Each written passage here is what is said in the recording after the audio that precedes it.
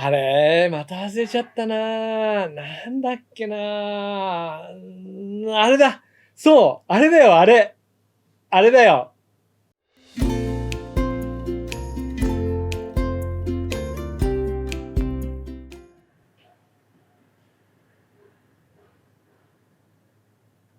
こんにちは。全世界1000万人以上が学んだ超越瞑想を教えている森正也です。ご視聴ありがとうございます。さて、前回、失敗することについての話をしました。自分で失敗したこととか、嫌だったこととかは意外に忘れています。そのおかげで楽しく過ごしているわけですが、それについては超越瞑想の本の中に書いてあったなっていうのを思い出したので取り上げてみることにしました。この本の338ページ、電子書籍版では第4部、成就の第3章、心理学の成就のところです。ここにはこう書いてあります。私たちが一般に過去のことを忘れがちなのは神の恵みなのです。おー、そうなんですね。過去のことを忘れるのは神様がそうしてくださってるんですね。ちなみにここで言う神様というのは何とかという神様ではなくてマハリシ先生でもありません。この神でもありません。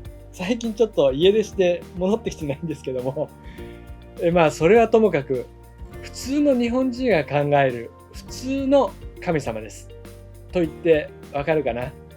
神様お願いしますっていう神様ですね。クリスマスプレゼントに素敵なバッグが欲しいと祈る時には神様だけではなくて彼氏に向かって祈る場合もありますね。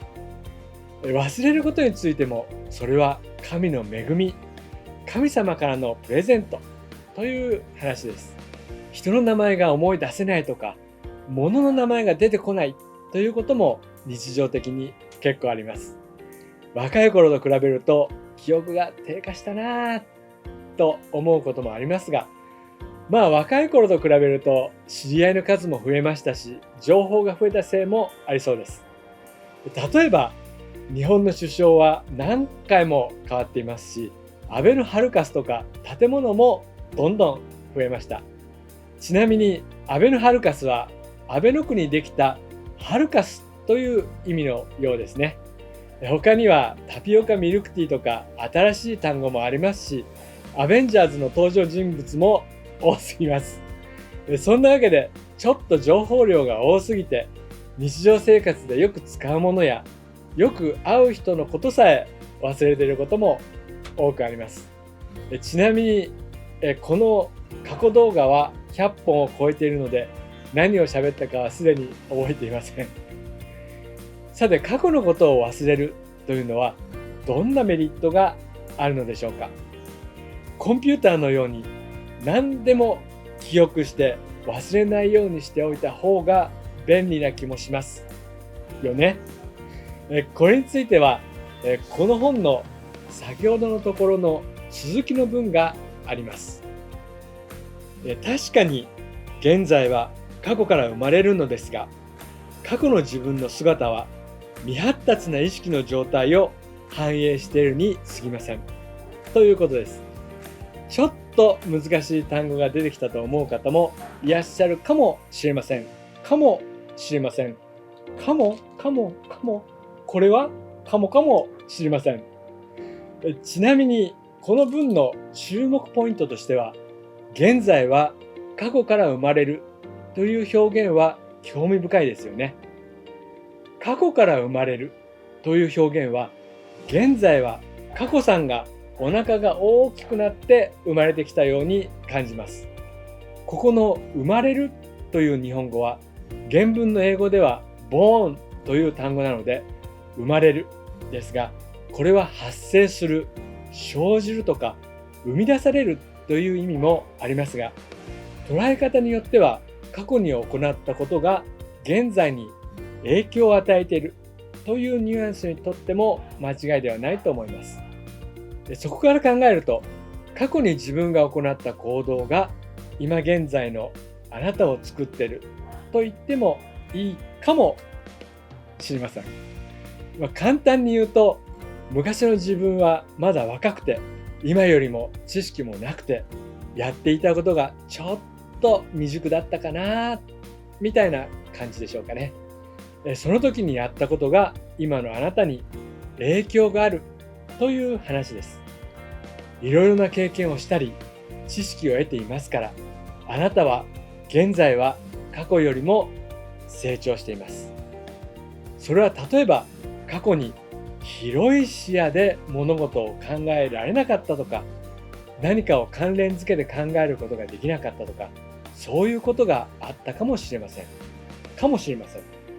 それを意識状態という言葉で考えてみると、今の方がより意識レベルが高いと表現することができます。それなので、過去に自分がやってしまったことをずっと気にしている方がいらっしゃると思いますが、ただ単に今よりも未熟だっただけなので、そこで行ったことについてはしょうがなかったんじゃないでしょうか。考えてもどうなるわけでもないので、いちいち思い出して嫌な気持ちになるよりも、きれいさっぱり忘れてしまった方が幸せですよね。